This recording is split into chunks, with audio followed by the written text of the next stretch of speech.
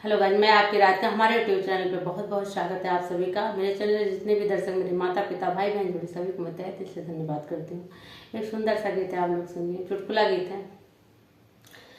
पीछे वरवा बोलई बिलार रतिया डर लागे। पीछे वरवा बोलई बिलार रतिया डर लागे। सखी ना बाटे सैया हमार रतिया डर लागे।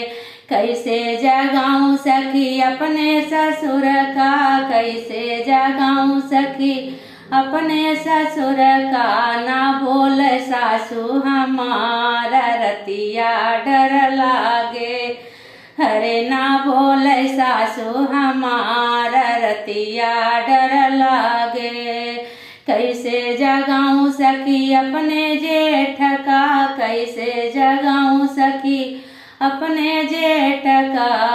हरे अलगे जेठनिया हमारा रतिया डर लागे। हरे अलगे जेठनिया हमारा रतिया डर लागे।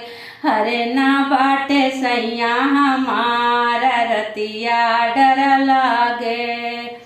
अरे कैसे जगाऊं सखी अपनी देवरानी को, कैसे जगाऊं सखी अपने देवर को। हरे नखरीली देवरनिया हमारा रतिया डर लागे। हरे नखरीली देवरनिया हमारा रतिया डर लागे।